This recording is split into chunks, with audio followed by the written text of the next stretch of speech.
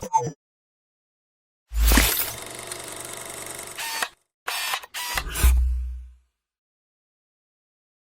से लगभग कई हजारों वर्ष पहले त्रेता युग में जब श्री राम और रावण के बीच एक भयंकर महायुद्ध छिड़ा हुआ था, जिसमें कि रावण अपने भाई कुंभकर्ण समेत अपने बड़े बड़े दिग्गज महायोद्धाओं को इस युद्ध की आग में झोंक कर पहले ही खो चुका था। तब रावण अत्यंत ही क्रोधित होते हुए अपनी एक विशाल सेना लिए श्री राम और उनके बानर सेना के समक्ष रणभूमि में खुद ही उतरने का मन बना लिया कि तभी रावण का सबसे प्रिय प्रलयनकारी और ज्येष्ठ पुत्र मेघनाद अपने पिता रावण के समक्ष आ खड़ा हुआ और मेघनाद यानी कि इंद्रजीत के होते हुए अपने पिता रावण को युद्ध भूमि में न जाने की बात कहने लगा, जिसके बाद मेघनाद की क्षमता, उत्साह और आत्मविश्वास, साथ ही समय की मांग को भी देखते हुए रावण ने अपने सबसे प्रिय पुत्र मेघनाद को रणभूमि में जाने की अनुमति दे दी। दरअसल मेघनाद परम शक्तिशाली और चतुर योद्धा होने के साथ साथ छल कपट का सबसे बड़ा महारथी था। वह बादलों में छिपकर हमला करने में बेहद माहिर था। साथ ही मेघनाद को ब्रह्मास्त्र के अलावा अनेकों अस्त्र शस्त्र भी प्राप्त थे और इनका सही इस्तेमाल भी, और इसीलिए वह इंद्रदेव को युद्ध में परास्त कर इंद्रजीत कहलाया। जिसके बाद विभीषण के गुप्तचरों द्वारा बानर राज सुग्रीव को रणभूमि में इस बार मेघनाद के आगमन का पता चला। फिर विभीषण ने मेघनाद को पूरे लंका का सबसे शक्तिशाली और अत्यंत ही विनाशकारी योद्धा बतलाते हुए बानर राज सुग्रीव को अपनी बानर सेना को और भी दुरुस्त करने के साथ ही साथ चौकन्ना रहने का भी परामर्श दिया। जिसके बाद सुग्रीव सहित उनकी पूरी बानर सेना बेहद चौकन्ना होकर रणभूमि में मेघनाद के आगमन का इंतजार करने लगे। फिर कुछ क्षण के बाद मेघनाद अपनी एक बड़ी सेना लिए रणभूमि में पहुंच गया और अपनी आसुरी सेना के साथ बिजली की तरह बानर सेना पे टूट पड़ा। जिसके बाद आसुरी सेना और बानर सेना के बीच एक विकराल युद्ध प्रारंभ हो गया। चल रहे युद्ध में आसुरी सेना और बानर सेना एक दूसरे को कड़ी टक्कर दे रहे थे। आसुरी और बानर सेना के बीच बराबरी का ये युद्ध देखकर मेघनाद आग बबूला हो उठा और उसने अपनी माया दिखानी शुरू कर दी। वह आसमान में जाकर बादलों के बीच ओझल यानी कि अदृश्य हो गया। फिर उसने पूरे बानर सेना पे अपने घातक तीरों से प्रचंड रूप से हमला करना शुरू कर दिया। मायावी तीरों के साथ साथ उसने आसमान से पूरे बानर सेना के ऊपर अपनी मायावी शक्ति से बिजली बरसाना शुरू कर दिया, जिसके दौरान हजारों की तादाद में बानर और भालू सेना वीर गति को प्राप्त हो गए। साथ ही इस युद्ध में असुरों का पलड़ा पूरी तरह से भारी हो चुका था। यह देख वानर राज सुग्रीव समेत सेनापति अंगद और नल नील पूरी तरह से घबरा गए। जिसके बाद वानर राज सुग्रीव ने देर न करते हुए तत्काल ही श्री राम के पास अपने कुछ वानर सैनिकों द्वारा रणभूमि की चिंताजनक खबर भिजवाई, जिसे सुन श्री राम के आंखों से आंसू छलक पड़े और वहीं लक्ष्मण जी के आंखों में अंगारे भड़क उठे। जिसके बाद लक्ष्मण जी फिर से श्री राम के आगे नतमस्तक होकर रणभूमि में जाने की अनुमति मांगने लगे। दरअसल रावण के विरुद्ध शुरू हुए इस युद्ध को कई महीने बीत चुके थे, पर लक्ष्मण जी के कई बार कहने के बावजूद भी श्री राम ने उन्हें युद्ध भूमि में जाने की अनुमति नहीं दी, क्योंकि श्री राम को युद्ध शुरू होने के पहले ही मेघनाद के मृत्यु का राज विभीषण के द्वारा पता चल चुका था। दरअसल मेघनाद ने जब ब्रह्मदेव की तपस्या पूर्ण की, तब उसने ब्रह्मदेव से अमृता का वरदान मांगा, जिसे कि ब्रह्मदेव ने प्रकृति के नियम के विरुद्ध बताते हुए मेघनाद को कुछ अलग प्रकार का कठिन मृत्यु वरदान दे दिया, जिसके दौरान मेघनाद की मृत्यु सिर्फ उसी जीव के हाथों संभव होगा जो कि 14 वर्षों से सोया न हो। और इस वरदान के मुताबिक पूरे सृष्टि में लक्ष्मण जी ही एक ऐसे जीव मात्र थे जो कि लगातार 14 वर्षों से अपनी निद्रा को त्यागे हुए थे।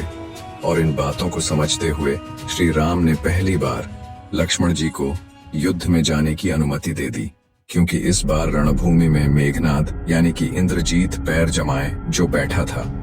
फिर यहाँ रणभूमि में मेघनाद बानर सेना के ऊपर अपनी बिजली जैसी ताकत बरसा ही रहा होता है कि अचानक वहाँ लक्ष्मण जी उसके समक्ष आ खड़े होते हैं और मेघनाद को युद्ध के लिए ललकारने लगते हैं। जिसके बाद मेघनाद लक्ष्मण जी से उपहास करते हुए श्री राम को भी साथ में लिए इकट्ठे उससे युद्ध करने के लिए कहने लगा। जिसके बाद लक्ष्मण जी ने मेघनाद के लिए खुद को ही पर्याप्त बताते हुए मेघनाद के ऊपर अपना पहला प्रहार कर दिया। जिसे कि मेघनाद ने बीच में ही नष्ट कर दिया। फिर मेघनाद ने भी लक्ष्मण जी के ऊपर तीरों से प्रहार करना शुरू कर दिया, जिसे कि लक्ष्मण जी बीच रास्ते में तेजी से नष्ट करते गए। ऐसे ही काफी समय तक दोनों महायोद्धा एक दूसरे के ऊपर तमाम प्रकार के तीरों से प्रहार करते रहे। लेकिन कुछ समय बाद लक्ष्मण जी मेघनाद के ऊपर भारी पड़ने लगे, जिसे देख मेघनाद ने छल कपट का सहारा लेना ही सही समझा। जिसके बाद वह प्रबल तेज गति से बादलों में जा छिपा और बादलों के बीच से ही लक्ष्मण जी के ऊपर तीरों की बारिश करनी शुरू कर दी। लेकिन इससे भी लक्ष्मण जी विचलित न हुए। वे निरंतर मेघनाद के हर प्रहार का जवाब देते गए, जिसके बाद मेघनाद ने अपनी माया से लक्ष्मण जी का ध्यान सिर्फ और सिर्फ अपने तीरों के प्रहार पर ही केंद्रित कर दिया और दूसरी तरफ अपनी माया का इस्तेमाल करते हुए उसने लक्ष्मण जी के पीठ पीछे शक्ति बाण से एक जोरदार घातक प्रहार कर दिया, जिससे कि लक्ष्मण जी मूर्छित होकर जमीन में गिर पड़े। और यहाँ मेघनाद यानी कि इंद्रजीत जोड़ों से ठाके लगाते हुए ऊपर बादलों से युद्ध भूमि पर मूर्छित पड़े लक्ष्मण जी के ऊपर दोबारा से अपने तलवारों से प्रहार करने के लिए कूद पड़ा। पर मेघनाद जैसे ही मूर्छित पड़े लक्ष्मण जी के समीप पहुंचा, उसकी छाती में एक जोरदार गदा प्रहार हुआ, जिससे कि मेघनाद कोसों दूर जा गिरा। और वह प्रहार किसी और ने नहीं बल्कि स्वयं श्री राम भक्त हनुमान जी ने ही किया। फिर हनुमान जी युद्ध भूमि में मूर्छित पड़े लक्ष्मण जी को उठाकर अपने संग श्री राम के सम्मुख लेकर आए। फिर लक्ष्मण जी को मूर्छित अवस्था में देख श्री राम घोर निराशा के अंधेरे में डूब गए और रो रो कर अपना बुरा हाल कर बैठे। श्री राम को रोता हुआ और लक्ष्मण जी को मूर्छित अवस्था में देख हनुमान जी भी निराश हो गए। श्री राम समेत समस्त प्रमुख योद्धा और पूरी वानर भालू सेना पूरी तरह से टूट चुके थे। माहौल पूरी तरह से निराशामय हो चुका था कि तभी विभीषण ने इस दुख की घड़ी में एक नई उम्मीद की किरण जगाई और सुषेण वैद्य का नाम लेते हुए उन्हें ही इस शक्ति बाण के प्रभाव को खत्म करने वाला पूरे लंका का सबसे श्रेष्ठ और अनुभवी चिकित्सक बताया। जिसके बाद तनिक भी देर न करते हुए हनुमान जी ने विभीषण से सुषेण वैद्य का पता पूछा और लंका नगरी की तरफ उड़ चले। और फिर लंका नगरी पहुंचते ही हनुमान जी ने सुषेण वैद्य को अपने घर के अंदर सोता हुआ पाया। जिसके बाद हनुमान जी ने बिना समय नष्ट किए उनके घर को जमीन से उखाड़कर सुषेण वैद्य समेत पूरे घर को अपने हाथों में लिए आकाश मार्ग से लाकर लक्ष्मण जी के सम्मुख रख दिया। और वहीं दूसरी तरफ लंका के महल में खुशी का माहौल था, जहाँ की रावण और मेघनाद समेत पूरा लंका खुशी के मारे झूम रहा था, क्योंकि रावण को लग रहा था कि अब शक्ति बाण के आघात से लक्ष्मण का बचना तो नामुमकिन है। साथ ही लक्ष्मण की मृत्यु के बाद श्री राम हनुमान समेत पूरी वानर भालू सेना टूट जाएगी और लंका से वापस पलायन कर जाएगी। और यहाँ एक बड़ी हलचल से सुषेण वैद्य की निद्रा भंग हो गई और वह अपने घर को लंका में न पाकर भयभीत हो गए। जिसके बाद विभीषण उनके सम्मुख आए और उन्हें सारी बात बताने लगे।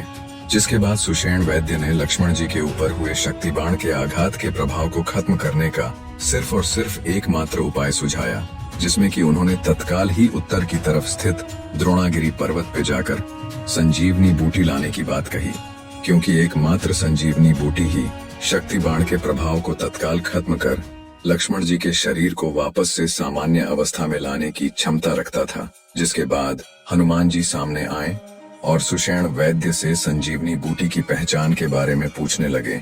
जिसके बाद सुषेण वैद्य ने उन्हें संजीवनी बूटी के रंग रूप और कायाकल्प के बारे में पूरा विवरण दे दिया। जिसके बाद हनुमान जी ने तनिक भी देर न करते हुए एक जोरदार उड़ान भरते हुए बेहद तीव्र गति के साथ उत्तर दिशा की ओर बढ़ने लगे। फिर यहाँ लंका में रावण के एक गुप्तचर ने रावण को सुषेण वैद्य, संजीवनी बूटी और हनुमान जी की सारी बात बताई, जिसे सुन रावण अत्यंत ही क्रोधित हो उठा और फिर लंका से अंतर्धान होकर वह सीधे पाताल लोक में अपने ममेरे भाई कालनेमी के पास पहुंच गया। दरअसल कालनेमी मारीच का पुत्र था। कालनेमी भी अपने पिता मारीच की तरह मायावी पर अत्यंत ही शक्तिशाली असुर था। जिसके बाद रावण ने कालनेमी को सारी बात बताते हुए हनुमान को अपनी मायाजाल में फंसाकर समाप्त कर देने का आदेश दे दिया।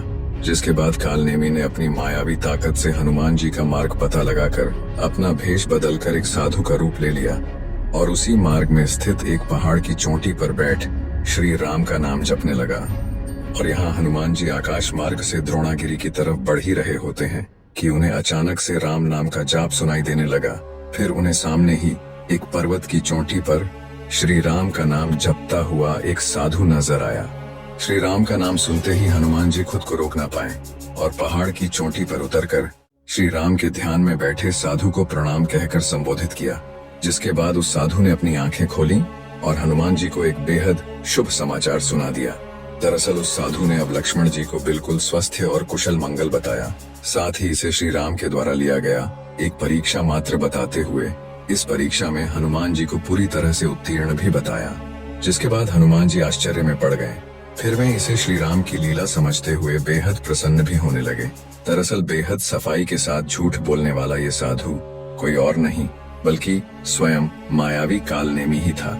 इसके बाद साधु का रूप लिए कालनेमी ने हनुमान जी को यहाँ कुछ फलहार और विश्राम कर वापस लंका की ओर प्रस्थान करने की बात कहते हुए पानी से भरा हुआ एक मटका पीने के लिए देने लगा, जिसे कि हनुमान जी ने खुद के लिए पर्याप्त जल न बताते हुए अधिक से अधिक जल की मांग करने लगे, जिसमें कि वे स्नान भी कर सकें। जिसके बाद उस साधु ने हनुमान जी को पर्वत के नीचे ही एक नदी में जाने की सलाह दी। जिसके बाद हनुमान जी उस नदी की ओर चले गए।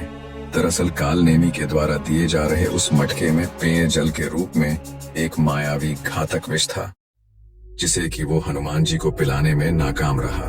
पर कालनेमी हनुमान जी को चोटी के नीचे बह रहे नदी की ओर भेजकर अपनी दूसरी चाल चल चुका था। दरअसल उस नदी में एक विशाल और खूंखार मायावी मगरी का वास था, जिसके चंगुल से आज तक कोई भी बच न पाया था। और यहाँ हनुमान जी उस नदी में स्नान कर ही रहे होते हैं कि अचानक उस विशालकाय मगरी ने हनुमान जी के ऊपर हमला कर दिया। पर हनुमान जी ने उस मगरी को वहीं धूल चटा दिया। उनके एक ही मुक्के के प्रहार से वह मगरी अधमरी हो गई। जिसके बाद वह मगरी एक अप्सरा के रूप में परिवर्तित हो गई और श्राप से मुक्त कराने के लिए हनुमान जी को अपना आभार व्यक्त करने लगी।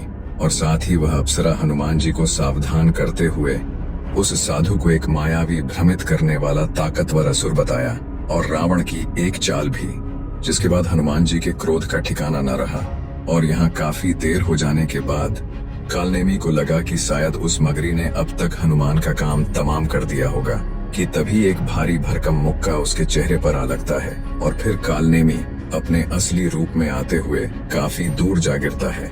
जिसके बाद हनुमान जी तीव्र क्रोधित होते हुए अपने कुछ मुक्कों और गदा प्रहार से कालनेमी को वहीं मौत के घाट उतार देते हैं और आगे तेज गति से द्रोणागिरी की तरफ चल पड़ते हैं। फिर कुछ क्षण के बाद हनुमान जी द्रोणागिरी पर्वत पहुंच तो जाते हैं, पर इतने संघर्ष के बाद उन्हें सुषेण वैद्य द्वारा बताए गए संजीवनी बूटी की पहचान नहीं हो पाती। फिर वे काफी चिंतित हो उठते हैं। जिसके कुछ क्षण के बाद वे द्रोणागिरी पर्वत के एक हिस्से को ही लंका ले जाने का मन बना लेते हैं। जिसके बाद द्रोणागिरी पर्वत के एक हिस्से को उखाड़ने से पहले हनुमान जी ने उस शिखर में बस रहे हर जीव के मन में अपने तंत्र विद्या से एक संकेत भेजना शुरू कर दिया, जिससे कि पर्वत के शिखर को उखाड़ते या ले जाते वक्त जीवों की प्राण हानि या उन्हें किसी भी प्रकार की कोई कष्ट न हो। जिसके बाद उस पर्वत शिखर में बस रहे छोटे से छोटे जीव भी उस शिखर को छोड़कर काफी दूर चले गए। फिर हनुमान जी ने अपना आकार बेहद विशालकाय बना लिया और अपने हाथ के एक ही प्रहार से उस शिखर को उखाड़कर अपने उसी हाथ में संभालते हुए शिखर को एक हाथ में लिए बेहद तीव्र गति से उड़ने लगे। फिर उड़ते उड़ते जब वे अयोध्या नगरी के समीप पहुंचने लगे, तब इतनी बड़ी काया देख अयोध्या के सैनिक घबरा उठे और भरत जी के सम्मुख आकर सारी बात बताने लगे। फिर तत्काल ही भरत जी अपने तीर और धनुष लिए आसमान की तरफ देखने लगे। फिर इतनी बड़ी काया देख उन्हें लगा कि जरूर कोई असुर अयोध्या नगरी पे हमला करने वाला है। फिर समय न गवाते हुए भरत जी ने हनुमान जी पे तीरों से प्रहार करना शुरू कर दिया, जिससे कि हनुमान जी पे इन तीरों का कुछ खास असर तो न हुआ, लेकिन उनका ध्यान नीचे खड़े भरत पे जरूर चला गया।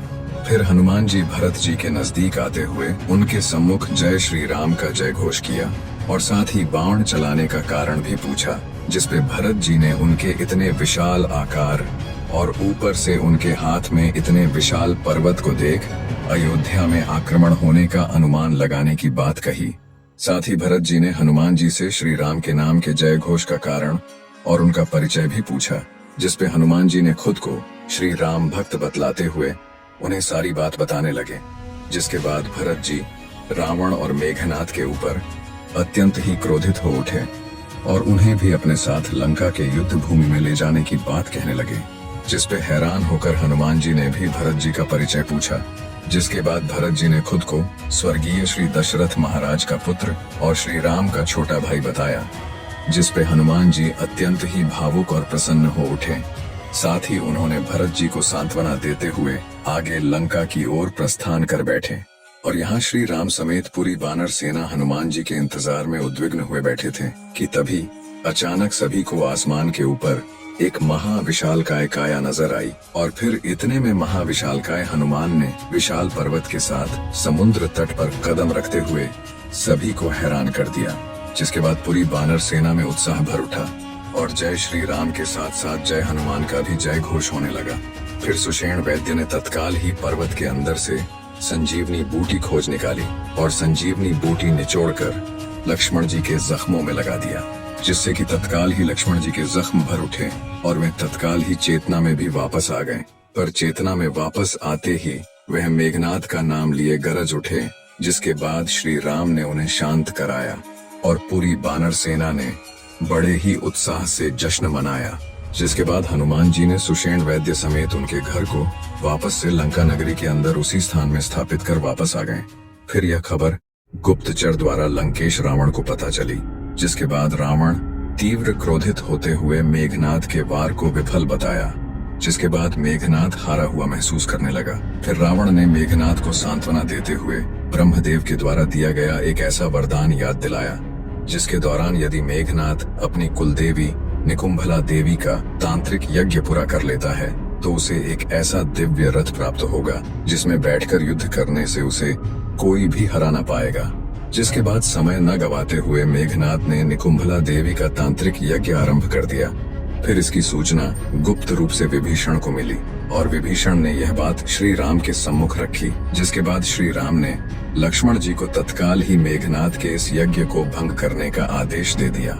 और यहाँ मेघनाद एक कड़ी सुरक्षा के बीच अपनी कुलदेवी निकुंभला का तांत्रिक यज्ञ कर ही रहा होता है कि अचानक वहाँ लक्ष्मण जी और विभीषण समेत कुछ वानर सेना कड़ी सुरक्षा को ध्वस्त करते हुए मेघनाद के सम्मुख आ खड़े होते हैं। और फिर लक्ष्मण जी यज्ञ में लीन बैठे मेघनाद को क्रोधित करने वाली कड़वी कड़वी बातें कहने लगते हैं। जिससे कि मेघनाद अपना आपा खोकर स्वयं ही अपने यज्ञ को बीच में ही नष्ट भ्रष्ट कर देता है। जिसके बाद लक्ष्मण जी मेघनाद को कल सुबह रणभूमि में ही मिलने की बात कहकर वहां से चले जाते हैं। फिर सुबह होने के साथ साथ लक्ष्मण जी समेत हनुमान जी, अंगद एवं तमाम वानर सेना रणभूमि में फिर से युद्ध के लिए पैर जमाए खड़े हो जाते हैं। और यहाँ लंका में मेघनाद युद्ध की तैयारी में जुटा ही होता है। तभी उसे रावण यज्ञ असफल होने के कारण रणभूमि में जाने से रोकने लगता है। जिसके बाद मेघनाद अपने पुत्र कर्तव्य, लंका के गौरव और खुद के स्वाभिमान की बात कहकर रणभूमि की तरफ चल पड़ता है। तब रणभूमि में आगमन होता है एक महाविशाल सेना लिए मेघनाद का। जिसके बाद युद्ध का शंखनाद होता है। फिर लक्ष्मण और मेघनाद की सेना आपस में टकरा पड़ती है। जिसके बाद एक भयंकर और विस्फोटक युद्ध फिर से प्रारंभ हो जाता है जहाँ की वानर सेना और असुर सेना एक दूसरे के ऊपर टूट पड़ते हैं। फिर यहाँ लक्ष्मण जी और मेघनाद एक दूसरे के ऊपर तीरों की बारिश शुरू कर देते हैं और दूसरी तरफ हनुमान जी और अंगद बड़ी ही तेजी के साथ असुर सेना का सर्वनाश करने लगते हैं। और यहाँ मेघनाद और लक्ष्मण जी के बीच तमाम अस्त्र शस्त्र के प्रहार के बावजूद भी युद्ध का कोई भी परिणाम नहीं निकल पा रहा था। दोनों वीर योद्धा बस एक दूसरे को कड़ी टक्कर दिए जा रहे थे कि तभी मेघनाद के सब्र का बांध टूट गया और उसने लक्ष्मण जी के ऊपर पशुपातास्त्र बाण का प्रहार कर दिया। जिसे देख लक्ष्मण जी हाथ जोड़कर खड़े हो गए। जिसके फलस्वरूप पशुपातास्त्र बाण वापस लौट गए। जिसे देख मेघनाद अचंभित हो उठा। जिसके बाद उसने अपने दूसरे अस्त्र नारायणास्त्र को भी लक्ष्मण जी के ऊपर प्रहार कर दिया। जिसे देख लक्ष्मण जी वापस से हाथ जोड़कर खड़े हो गए। जिसके फलस्वरूप नारायणास्त्र भी लक्ष्मण जी को बिना नुकसान पहुंचाए वापस लौट गया। दरअसल लक्ष्मण जी शेषनाग के अवतार थे और इसी कारण पशुपातास्त्र और नारायणास्त्र लक्ष्मण जी को बिना नुकसान पहुंचाए ही वापस लौट गए। फिर यह देख मेघनाद समझ गया कि हो न हो चाहे लक्ष्मण हो या श्री राम, ये दोनों ही किसी दैवीय शक्ति के अवतार हैं, जिसके बाद मेघनाद रणभूमि से अंतर्धान होकर सीधे लंकेश रावण के सम्मुख पहुंच गया। जिसके बाद मेघनाद ने अपने पिता रावण को यह सारी बात बताई, जिस पे रावण ने मेघनाद को थका हुआ कहकर आराम करने की सलाह दे दी। जिसके बाद मेघनाद अत्यंत ही क्रोधित होते हुए रणभूमि की तरफ वापस से चल पड़ा, पर जैसे ही वह रणभूमि पहुंचा, उसकी आंखें वहीं फटी की फटी रह गई। दरअसल उसकी सारी आसुरी सेना रणभूमि में हनुमान, अंगद और बानर सेना के हाथों वीर गति को प्राप्त हो चुके थे। जिसके बाद मेघनाद आग बबूला हो उठा। फिर वह बादलों की ओर चल पड़ा और बादलों में छिपकर समस्त बानर सेना के ऊपर तीरों की बारिश शुरू कर दी, जिससे कि अनगिनत बानर सेना वीर गति को प्राप्त होते चले गए। फिर यह देख लक्ष्मण जी ने भी मेघनाद पे तीरों की वर्षा शुरू कर दी, पर मेघनाद के बादलों पे छिपकर वार करने की वजह से लक्ष्मण जी के तीर मेघनाद को छू भी नहीं पा रहे थे। और यहाँ बादलों से मेघनाद तमाम बानर सेना को समाप्त करने के साथ साथ लक्ष्मण जी के ऊपर भी तीरों की बारिश किए ही जा रहा था, जिससे कि लक्ष्मण जी भी संकट में पड़ चुके थे।